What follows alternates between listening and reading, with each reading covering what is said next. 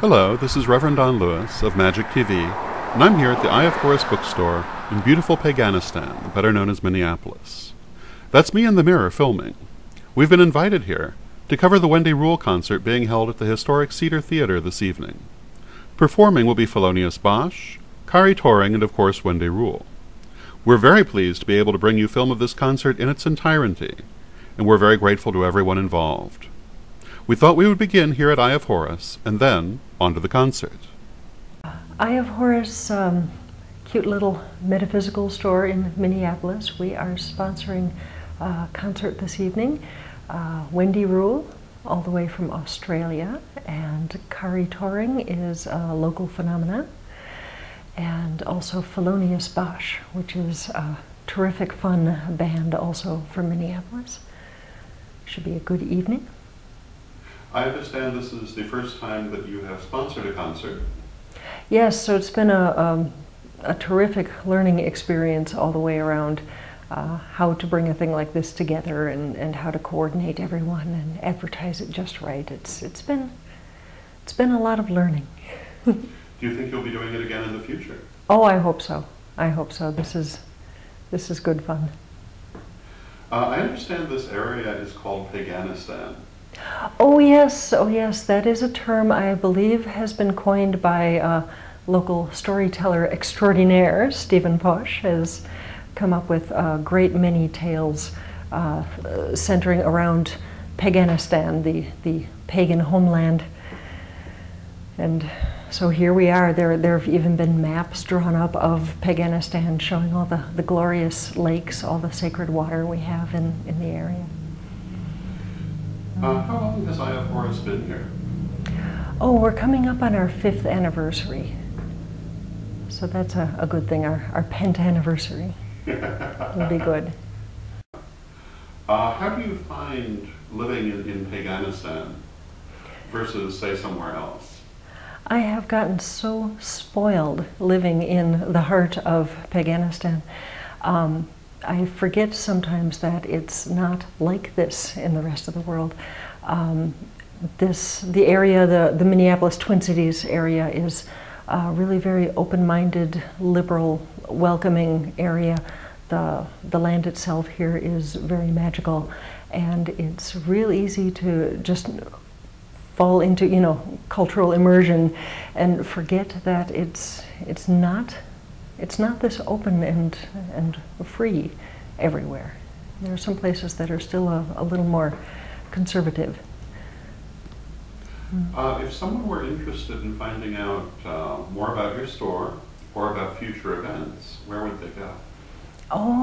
To find out more about Eye of Horus and the cool things we do here, one would get to the internet and one would find www.eyeofhorus.biz, B-I-Z.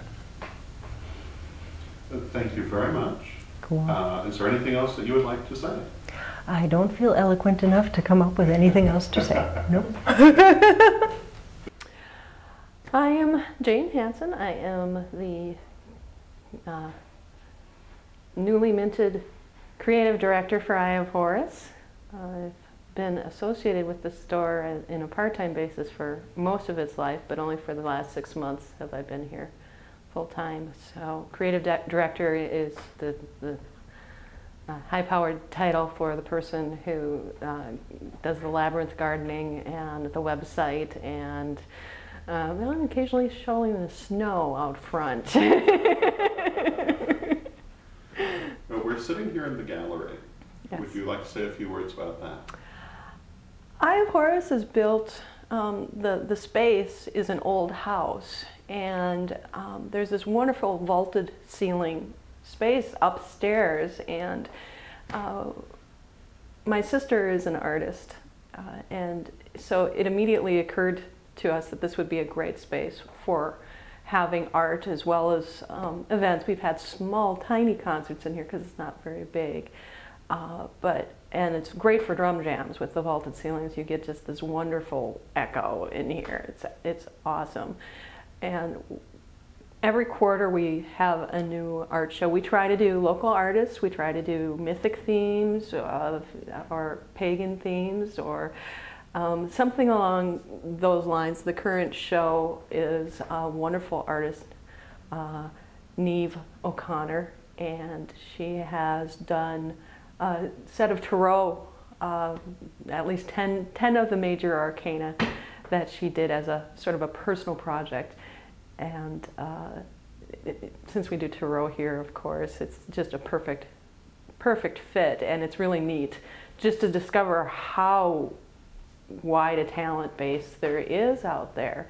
You know, if you just, at first we just tapped my sister's friends, and then we sort of started getting more people coming through and say, hey, I'm an artist, would you be interested in my stuff? And we've had just a phenomenal success. We've had a Native American show, we've had an Ifa priest do a show here, and so real different you know, native and traditional spiritualities have come to play here, and everyone has its own unique energy, and it's great. So once a quarter we get a whole new vibe, but it sort of creates a wonderful mix and a wonderful space. And if someone were interested in having their work displayed, perhaps, they would contact you? Yeah, they would contact us through our website at eyeofhorus.biz. We have a contact form for them to get a hold of us. So mostly we're looking for people who are local in the Minnesota region, and so that's what we're looking for artists. And sometimes, you know, it might not be someone who can fill a whole gallery space. We also do different types of art as consignment and that kind of thing. So it really depends on what we have available as far as our schedule for shows. We also do one show a year that is a group show. So that way, you know, 3 or 4 artists can get a showcase, because we have found that there's just, you know, such a wealth, and people have such interest in art that has meaning and substance and is somewhere beyond just some sort of commercial thing. Now I notice there's a lovely labyrinth. Yes. Outside of the garden. Yeah.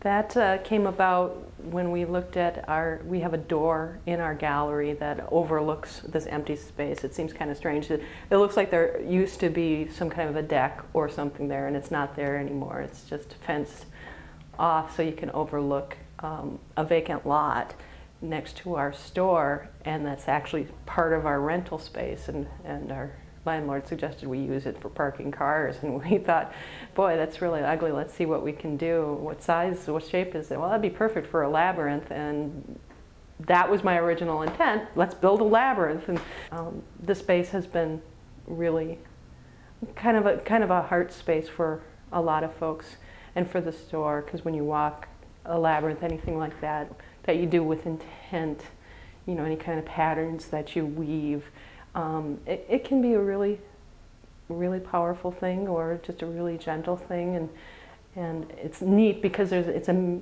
fairly major thoroughfare on the other side of this 14-foot wall, and nobody even knows that it's there. A lady came in the other day who is part of the business association around here, and she's like, oh, that's the labyrinth. I thought it was an urban myth. And I'm like, wow, in 3 years we became an urban myth, but I guess everything happens faster these days.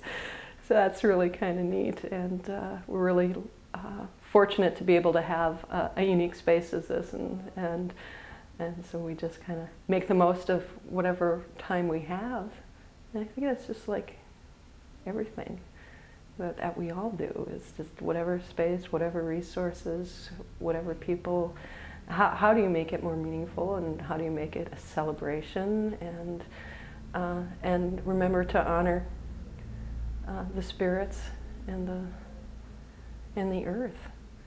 That was one of the things. We couldn't stand looking out at a garbage dump that was there, sort of, you know, it was that vacant, weedy lot that everyone would toss stuff over the wall, and amazingly enough, no one has been tossing stuff over the wall anymore. So wonderful. Yeah.